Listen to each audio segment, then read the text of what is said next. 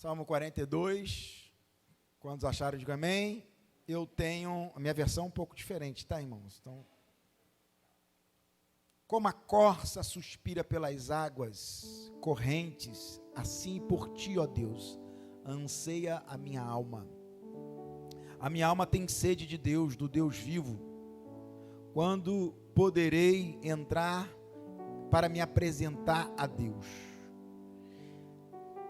Minhas lágrimas têm sido meu alimento de dia e de noite, portanto me questiono em todo tempo: onde está o teu Deus? Onde está o teu Deus?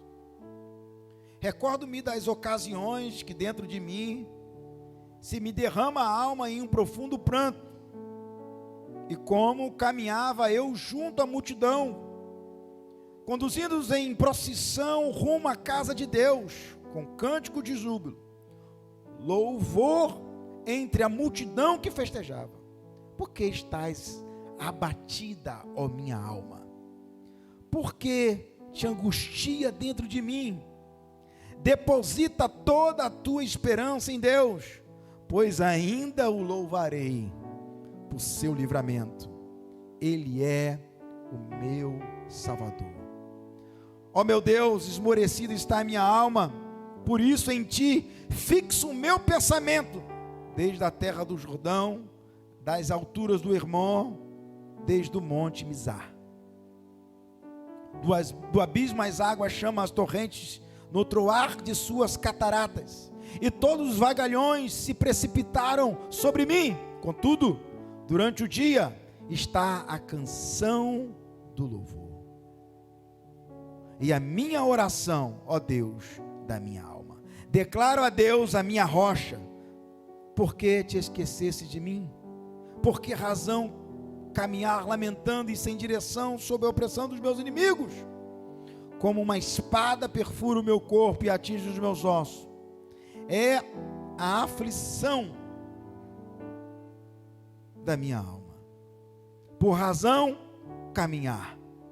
Então, produzida pela zombaria dos meus adversários, questiono-me sem parar: onde está o teu Deus? Por que estás tão triste, ó minha alma?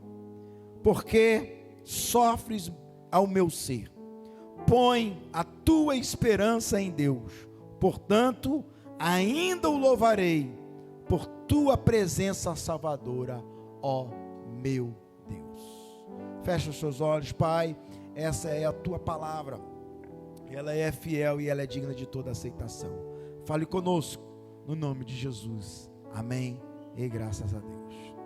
Amados irmãos, o salmista, ele não esconde a angústia da sua alma. O salmista não esconde o que se passava em seu coração.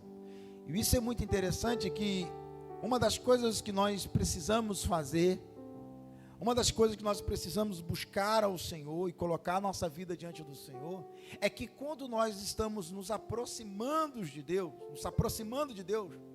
a gente não precisa de formalidades, a tal ponto de esconder o que de fato está no nosso coração. A oração linda e bonita e bela é uma oração transparente e sincera. A Bíblia diz em Salmo 51, versículo 17, que um coração quebrantado e contrito, o Senhor não despreza. Agora, um coração falso, aonde não há sinceridade, aonde não há arrependimento, aonde não há quebrantamento, gera resistência, porque a Bíblia diz que Deus resiste o soberbo, e só se quebranta quem é humilde, só se quebranta diante do Senhor quem tem um coração humilde. E uma das coisas que nós precisamos fazer é que, ao buscar um desejo de estar perto de Deus, mas com o coração quebrantado e contrito. E essa é uma marca que quem nasce de novo, uma pessoa que nasce de novo, uma pessoa que busca um novo nascimento no Senhor, ela não quer ser uma velha criatura. Ela não quer ser uma velha pessoa. Por quê? Porque uma vez que quem nasce de novo não quer voltar a ser uma velha criatura. Cuidado, que quando você ora a Deus pedindo: quebra a minha vida e faça-me de novo, quem está disposto a viver o novo de Deus tem que estar disposto a abrir o velho da tua vida. Quem está disposto a buscar o novo de Deus, tem que estar disposto também a abrir mão das coisas velhas, que não vão fazer parte do teu presente, e muito menos no seu futuro. Porque tem coisas que Deus vai fazer na sua vida, que o que você tem não vai servir mais. Tem certas amizades que não vão servir mais no seu futuro. Tem certos amigos que no seu passado, que foram amigos somente para o passado, e devem ficar no passado. Não vão servir para o teu futuro. Quem está entendendo? A gente às vezes tem um apego. A gente tem uma mania de querer ficar bem com todo mundo o tempo todo. A gente tem uma mania de fazer média o tempo todo. A gente vai politizando certos princípios que são bem antipolíticos. Não dá para fazer aliança com quem não quer ter aliança com Deus. Não dá para fazer aliança com quem não tem compromisso. Não dá para fazer aliança com pessoas que vão te tirar da presença de Deus. E aí, assim como a corça suspira pelas águas, assim eu vou buscar e suspirar pela presença de Deus. Quanto que custa a presença de Deus na nossa vida? Quanto que custa a presença de Deus na nossa vida? Não sei. Para Esaú vale um prato de lentilhas. Para o filho pródigo vale a herança. A presença do pai ou a herança? Eu quero a herança. Quantas vezes nós trocamos a glória de Deus, a presença do Senhor, por coisas que não tem sentido nenhum? Com todo respeito, meu irmão, a quantidade de crente mergulhada agora em Big Brother, eu nem sei quem ganhou, eu nem sei de nada. Eu fico vendo um alvoroço, eu vou ter que ver o final de quê, irmãos?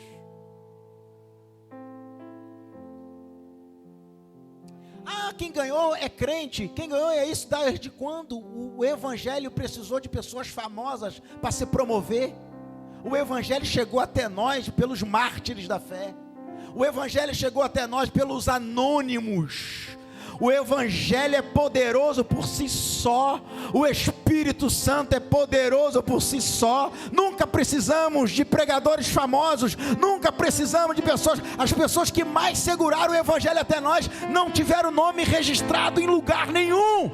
Foram joelhos anônimos, pessoas que não tiveram nome em nenhuma placa, mas fizeram um trabalho espetacular para o evangelho chegar até nós. De pessoas que você nem sabe. Alguns a história consegue relatar, outros não. Mas o evangelho chegou até nós. Nada contra quem é famoso, nada contra, nem nada disso. Só estou querendo dizer o seguinte: o evangelho por si só é poderoso. A oração por si só é poderosa. Quem está entendendo o que eu estou querendo dizer aqui agora? Aí fica uma geração de crente abrindo mão, sabe, para ficar impregnando na tua mente uma cultura do mundo, e nós precisamos trazer a contracultura. Hoje é Big Brother, daqui a pouquinho mais não sei o que, daqui a pouquinho, aí fica um monte de crente impregnado, já não tem mais prioridade para nada, sabe? Fica preso em coisas que não te levam para o céu. Ou seja, quem é nascido de Deus, olha só, 1 João, capítulo 1, versículo 2, Evangelho de João, capítulo 1, versículo 12, diz o seguinte: a todos os quantos o receberam, deu-lhe o poder de serem chamados filhos de Deus. Agora, você já ouviu falar que todo mundo é filho de Deus? Lamento dizer, segundo a palavra de Deus, nem todo mundo é filho de Deus. Todo mundo é criatura de Deus. Todo mundo é criatura de Deus, cristão. Todo mundo é imagem e semelhança de Deus. Agora, só é nascido de novo quem aceita o Senhor como seu Pai. Só é filho quem aceita Ele como Pai. Tem muita gente que não aceita o Senhor como Pai, mas quer ser chamado de filho. Só é filho quem assume o Senhor como seu Pai. Nós somos herdeiros do Senhor. Nós somos herdeiros do Senhor. E é interessante que o salmista fala, a minha alma, a minha tradução é bem diferente, que eu estou usando outra Bíblia hoje, mas diz assim, a minha alma tem sede de Deus, do Deus vivo. Quando poderei entrar na presença do Senhor? Então, veja aqui a sede. Nós precisamos ordenar as nossas vontades. Nós precisamos ordenar os nossos desejos. Eu estou lendo um livro bem antigo agora, né? Que eu recomendo que, se você puder ler, que vai te ajudar muito na sua vida espiritual, interior e exterior. Chama Celebração da Disciplina. Um livro maravilhoso, antigo, é da década de 70. Eu já peguei para ler ele, que maravilhoso.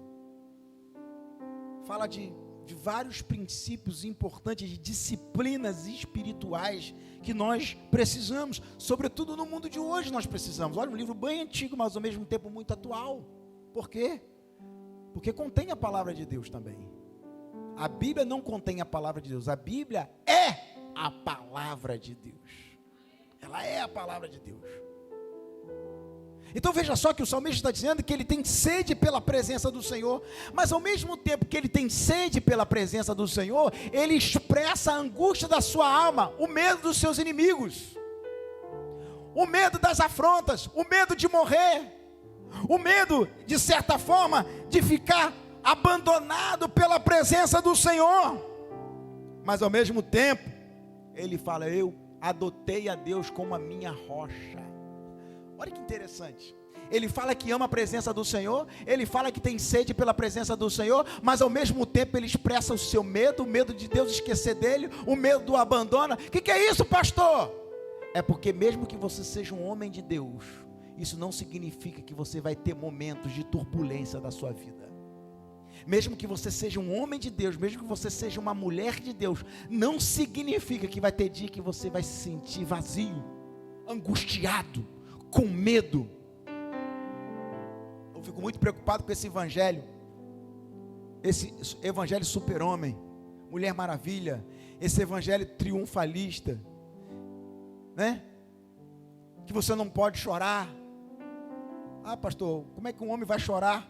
Homem, eu até falei esses dias no podcast, o homem não chora, mas infarta.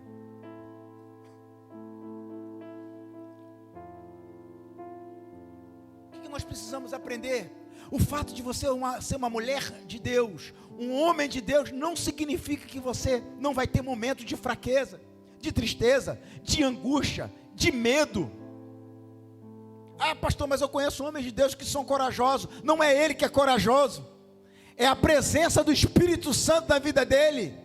Eu conheço alguém, uma mulher que é corajosa. Aquela pessoa corajosa, ela não tem ausência de medo, porque coragem não é ausência de medo. Coragem é você agir apesar do medo. E quem é que dá coragem? É o Espírito Santo de Deus na nossa vida.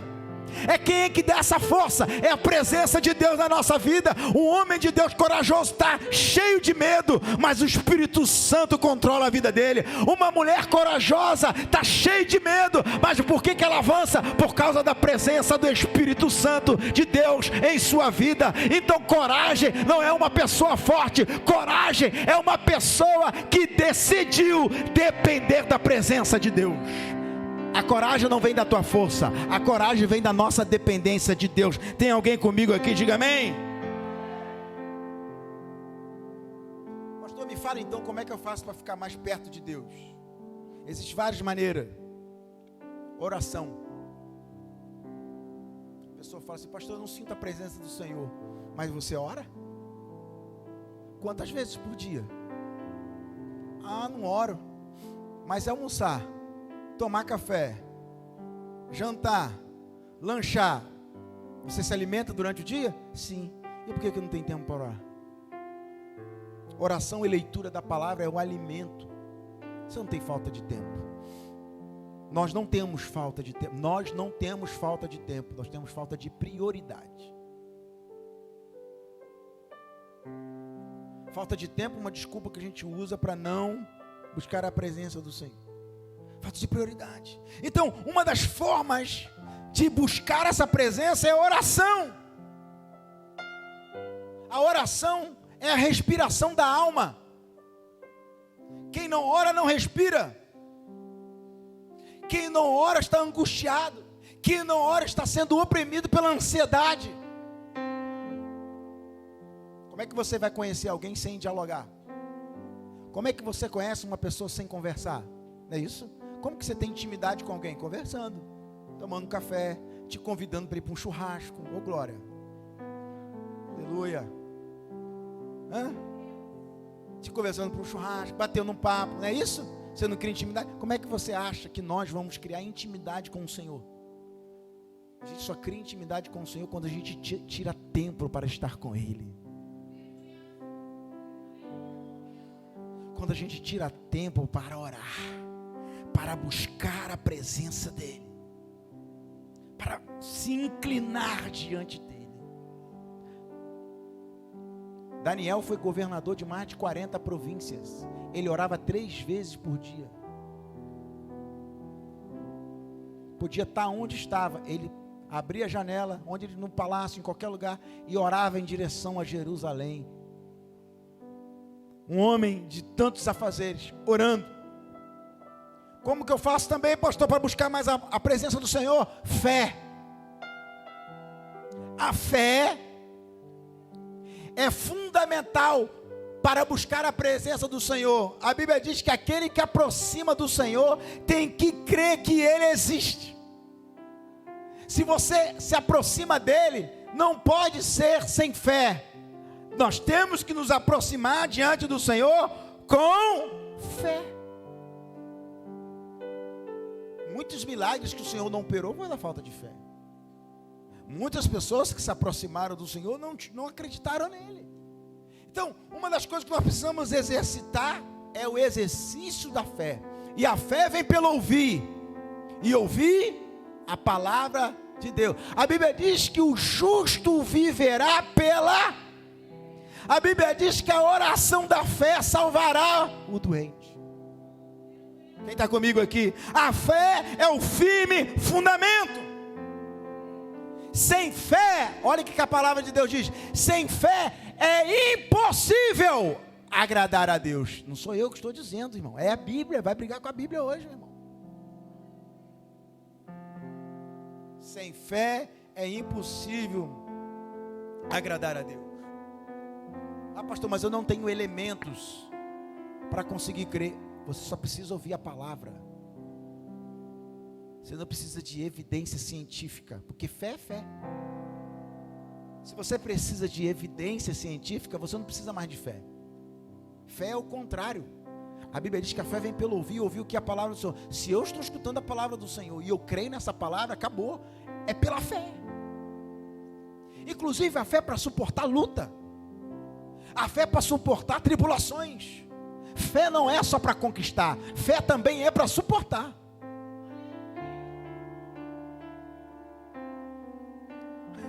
Uma vez várias pessoas já atendi, já falaram assim: pastor, se eu orar a Deus, Deus pode me dar essa bênção? Claro, pode. E se Ele não der? Você tem que ter fé para suportar.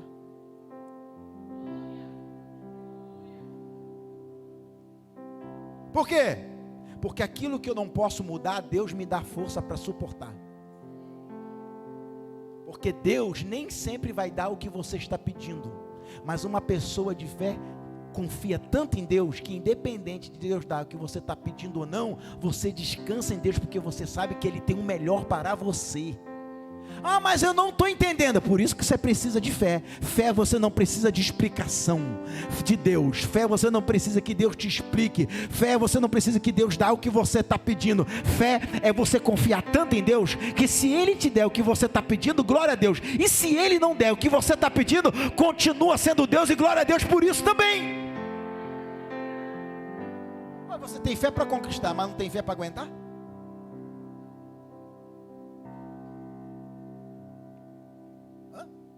Nós temos fé para crer, para conquistar, mas eu não tenho fé para ouvir um não de Deus? Deus não pode dizer não, filhinho mimado? Deus não pode dizer não para a gente? Deus não pode dizer: meu filho, isso não é bom para você. Ah, mas isso não está no tempo ainda, não está na hora ainda. Quem está comigo, diga amém. Se você quer estar perto de Deus, precisa ter uma fé que suporte as tempestades da vida. A fé é para receber a bênção de Deus, amém? Mas a fé é para suportar os vendavais, para suportar as adversidades da vida. O próprio Jó disse aí, a Bíblia diz que Jó falou isso, né? Eu posso receber o bem de Deus, por que eu não posso receber o mal de Deus? São as adversidades da vida. Ou você acha que Deus tem que se agradar o tempo todo? Meu irmão, você não entendeu o que é evangelho. Que evangelho é esse que Deus tem que te mimar o tempo todo? Que Deus tem que agradar. Claro que eu creio que Deus dá sonhos. A Bíblia diz que Deus vai nos dar coisas além do que eu posso pedir e imaginar. Eu já recebi bênçãos que eu nunca pedi para Deus. Eu já recebi bênção que eu nem orei. Eu já recebi bênção além do que eu pedi para o Senhor. Mas se Deus também teve coisas que eu recebi de Deus que eu não pedi, de luta, de dor, de angústia. E foi uma bênção na minha vida. Sabe por quê? Porque Deus fazendo ou não, o nosso relacionamento com Ele é a prioridade maior. É a prioridade maior. Não é isso? Já pensou se você se relacionar com as pessoas só quando tudo está indo bem? Você não vai ter amigo nenhum. Porque relacionamento com amizade você também tem desafio. Relacionamento conjugal, marido e mulher, tem luta também. Tem luta também. Nem todo dia está legal. Tem desentendimento. E aí? Vai desabar tudo por causa disso? Não. O amor é uma decisão. Decida amar. Aliança diante do Senhor. Quem está entendendo, diga amém. Um relacionamento com Deus, nós precisamos entender que se Ele fizer, a gente continua adorando a Ele. Se Ele também não fizer, eu continuo tendo um relacionamento com Ele. Quem está entendendo, diga amém. Por quê? Porque não é o que Ele faz que me faz estar com Ele, mas é o que Ele é que é a minha prioridade. Quem está entendendo? Não é o que Deus faz, é o que Ele é. Nosso relacionamento com Deus não é pelo que Ele faz, mas pelo que Ele é. Ele é. Acabou. Se Ele vai fazer ou não, não importa. Eu sei quem Ele é. Tem efeito sobre isso? Claro. Uma vez que você se relaciona com Deus, você não é mais a mesma pessoa. Quem está entendendo, diga amém. Cada vez que a gente se envolve com Deus, a gente já não consegue ser mais o mesmo. O Espírito Santo começa a incomodar algumas coisas em nós, e aí o Espírito Santo começa a dizer, muda isso, hein? Aí você fala algo, o Espírito Santo fala assim, ó, no seu coração, não era para você ter falado isso. Aí você faz algo, o Espírito Santo fala assim, não era para você ter feito isso. O Espírito Santo começa a incomodar, por quê? Na medida que a gente vai se relacionando com Deus, o Espírito Santo vai tomando controle da nossa vida. Você fazia mal, mas não faz mais. Você estourava o tempo todo, agora você fica mansinho. A Bíblia fala que Moisés se tornou um homem manso, mas antes dele se tornar um homem manso, ele era bravo.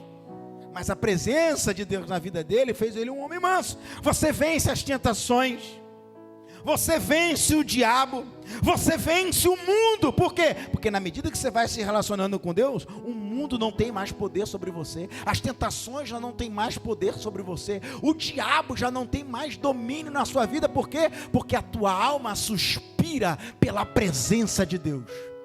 Não significa que você não vai ter luta, mas você vai se relacionar com Deus apesar das lutas. Às vezes a vitória na tua vida não é uma conquista. Às vezes a vitória na sua vida é passar pelo processo. É viver o processo. Às vezes a vitória da tua vida não é receber o milagre. Às vezes o maior milagre que você vai ter é: pegue a tua cruz e siga-me. Pegue a sua cruz, negue a si mesmo e siga-me. Esse talvez vai ser o maior milagre da sua vida. Mas pastor, mas todo mundo recebeu o milagre. Você não é todo mundo, minha filha. Mas todo mundo, você não é todo mundo, meu filho. Já te avisaram isso não? Não te avisaram que você não é todo mundo? Você não é todo mundo. Fica fiel à bênção que Deus te deu até aqui. Fulano foi abençoado, é a bênção de fulano, não é tua. Seja feliz com a bênção que Deus já te deu. Tem alguém comigo aqui hoje? Eu quero profetizar isso na nossa vida. Vamos ser satisfeitos, vamos exercer o contentamento de ser feliz com a bênção que Deus colocou na nossa mão. Vamos ser felizes com a medida de Deus na nossa vida. Meu Deus, eu estou sentindo a glória dele. Seja alegre, adore a Deus com a bênção que Ele já te deu. E se Ele não te der nenhuma vitória material, seja feliz pelo aquilo que Ele é em sua vida. O que Ele é suficiente, o que Ele é o que você precisa, o que Ele é que satisfaz, o que Ele é o necessário para nós vivemos as nossas vidas aqui até hoje. Alguém está recebendo essa palavra aqui hoje? Ele é suficiente. Olha que coisa linda, nós louvamos a Deus aqui antes da mensagem. Que presença maravilhosa, irmão. Isso não tem preço. Eu estava louvando ali, na hora do louvor, sentindo a presença de Deus. Eu falei assim: Senhor, isso aqui é maravilhoso. Eu não posso viver sem essa presença. Quando a gente marca uma sala de oração aqui, meu irmão, a gente fica aqui até tarde adorando a Deus. Isso é maravilhoso. Sabe o que eu estou percebendo que o diabo está fazendo? Está ocupando a vida das pessoas para não terem tempo para Deus. Aí quando tem tempo, a gente fala o quê? Agora não. Aí é entretenimento o tempo todo, é ocupações o tempo todo. Aí se você espremer assim, qual o tempo que sobrou para buscar a presença de Deus? Aí o diabo joga um monte de ocupação, entretenimento, atividade. Aí fica aquele ativismo constante, sem parar, programações constantes. Tudo isso é uma estratégia para te tirar da presença de Deus. Está claro isso? Acabo vendo a televisão. Quem quase não vejo televisão, eu vejo mais reportagem, esporte, essas coisas. Mas quem gosta de televisão, acaba um programa favorito seu, já entra outro, já entra outro, já entra outro, já entra outro. Quando você vê, você ocupou um mês. É uma novela atrás da outra. Não é isso? É uma atrás da outra. Para quê? Para te prender. Aí quando você vai ler a Bíblia, cansa. Você vai ler a Bíblia, fica distraído, dá sono, dá preguiça. Quando vai orar, se perde na oração. Isso é uma estratégia muito sutil do inimigo. Para quê? Para tirar a gente da presença do Senhor. Quantas vezes você pegou o aplicativo para olhar? 1 minuto, 2 minutos, você ficou ali 1 hora. O inimigo sugou o teu tempo. Agora eu te pergunto, quem fica 1 hora, 2 horas nas redes sociais, consegue ter concentração para orar? Consegue ter uma mente focada para ler a Bíblia? Consegue ter uma mente descansada para orar? Quem consegue? Porque o diabo roubou o teu tempo. São os ladrões do tempo. São os ladrões da presença de Deus na nossa vida. Mas está repreendido em nome de Jesus. Eu profetizo que Deus vai te dar estratégia, vai nos dar estratégia para a gente priorizar a presença dEle na nossa vida. Prioridade para ler a palavra, prioridade para orar, prioridade para poder viver servindo na casa do Senhor, para ajudar o próximo, para ser ofertante da casa do Senhor, para ser dizimista da casa do Senhor, para ser uma pessoa generosa, para uma pessoa que serve, uma pessoa que se envolva com a obra do Senhor, que tenha tempo para buscar a presença do Senhor, que tenha tempo para dobrar o joelho e falar assim: Senhor, eis-me aqui, eu quero ter intimidade com a tua presença. Uma pessoa que busca a presença do Senhor tem efeitos. Ela consegue ter uma visão mais nítida sobre o mundo espiritual. Uma pessoa que busca a presença do Senhor, ela consegue ter uma visão mais nítida das coisas materiais e espirituais. Por que, pastor? A Bíblia diz que o homem natural não consegue discernir as coisas espirituais. Por que, pastor? Porque as coisas espirituais se discernem espiritualmente. Quem vai entender uma mensagem que fica o dia inteiro mergulhado em coisas que te afastam da presença do Senhor, em amizades que falam da presença do Senhor? Aí você entra na igreja e vê um pastor falando e fala assim: eu não concordo. Claro que você não vai concordar, Porque o inimigo já intoxicou tua mente com tanta coisa mundana, com tanta amizade que não tem vínculo com Deus, que a verdade para você não é mais a palavra, a verdade para você é o que você acha. Aí eu não concordo. Meu irmão, você não precisa concordar com ninguém, mas você tem que concordar com a palavra. Não é isso?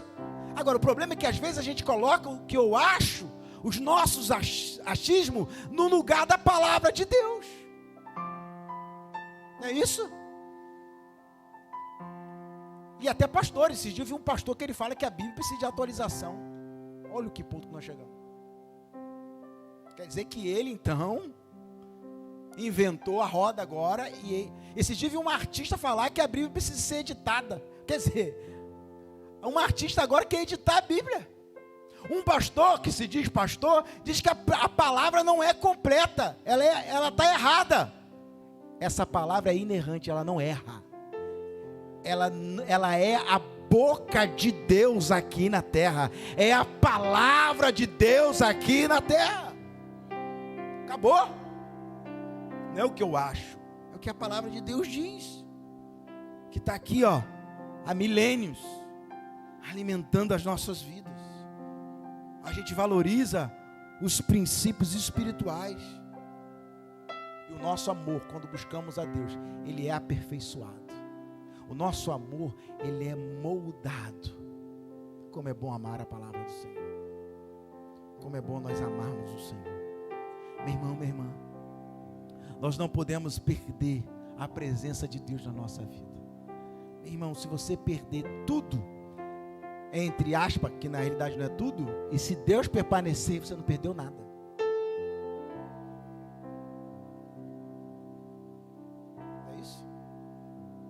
A ovelha falou assim: pastor, perdi tudo na enchente. Eu falei: o que é tudo? Perdi meu guarda-roupa, minha geladeira. Eu falei: isso que é o tudo seu? Aí a pessoa pensou assim: não. Eu falei: se você tem Deus na sua vida, tem geladeira, fogão, daqui uma semana está aqui, varão. Fica tranquilo. A glória da segunda casa será maior do que a da primeira. Igual um pastor agora que nós atendemos, toda a casa, perdeu a casa dele foi toda incendiada, perdeu tudo. Tivemos uma reunião com ele agora, graças a Deus, foi abençoado, já está morando na casa, a casa está novinha. Geladeira a gente compra outra, irmão. Agora, e quando você perde a presença de Deus? Quando você não tem mais visão espiritual? E quando você não ora mais? E quando não lê mais a palavra? A hora que o vento sopra, aí você perdeu tudo mesmo. Aí a gente perdeu tudo, irmão. Eu não estou desqualificando a dor de perder algo na enchente, não estou desqualificando nada disso, isso dói, machuca, claro que incomoda, é um transtorno absurdo, mas eu quero que você entenda o seguinte: se a presença de Deus não foi embora, meu irmão, você reconstrói a tua vida do zero. Se a presença de Deus está na tua vida, você vira um leão. Se a presença de Deus na tua vida, pode desabar o mundo, mas a glória de Deus está sobre você. Acabou, você se levanta, você se reconstrói, você cresce até mais do que antes. Não é isso? Na realidade, quem tem a presença de Deus, meu irmão, fica até mais forte depois do vento. Sim ou não? Fica até mais forte depois da adversidade. Agora, qual é o problema? Quando vem um vento, não tem mais a presença de Deus. Aí, meu irmão, aí perdeu tudo. Se a gente perde a presença de Deus, a gente perde tudo. Agora, se as coisas vão embora, mas a presença de Deus permanecer, Senhor, eu quero profetizar, Senhor, levanta em nós um coração sincero e verdadeiro, para que possamos preservar a presença do Senhor na nossa casa, na nossa família, na igreja, em nossas vidas. Eu quero profetizar aqui hoje um exército de homens e mulheres que estão sendo levantados para ser coluna da casa de Deus, coluna de oração, coluna na presença do Senhor. Quando levantar a mão e começar a adorar, a presença de Deus vai impregnar a nossa casa, vai impregnar a nossa família, a presença de Deus vai invadir a igreja. Eu, meu irmão, quero profetizar que começa em nós, na nossa casa, no nosso trabalho, na faculdade, na escola, onde a gente passar, a presença de Deus Eu acho que eu falei isso aqui no domingo. Moisés falou para o Senhor: Senhor, não me faça sair daqui se sua presença não for comigo. Irmão, se Moisés falou isso, por que eu e você cismamos de fazer as coisas sem a presença dele? Quantas decisões nós tomamos por conta própria? Te pergunto, as decisões que você está tomando, qual foi a última vez que você falou: Senhor, o que tu queres de mim? O que tu queres que eu faça? Esse negócio aqui, Senhor, o Senhor quer que eu faça? Tu queres que eu faça esse negócio? O Senhor está nesse sonho, o Senhor está nesse projeto. Qual foi a última vez? Moisés não queria entrar em nenhum empreendimento, em nenhuma situação, se a presença de Deus não fosse com ele. Irmãos, nós precisamos levar isso de coração. Senhor, só me faça isso se a sua presença for comigo. Se a sua presença não for, eu não consigo fazer nada. Aliás, o que eu vou fazer sem a presença de Deus? O que eu vou fazer sem a presença do Senhor? Primeira coisa que eu fiz aqui na igreja, no primeiro mês que eu cheguei aqui, falei: cadê o ministério de intercessão? Não tinha ministério de intercessão. Falei: vamos montar um ministério de intercessão. Por quê? Porque eu não consigo andar se eu não buscar a presença de Deus. O que nós vamos fazer? Orar. Se não tiver a presença de Deus, a melhor estratégia não substitui a presença de Deus. A melhor ideia não substitui a presença de Deus. O melhor projeto mais genial do mundo não substitui a presença de Deus em nossas vidas. Vamos colocar de pé e vamos orar.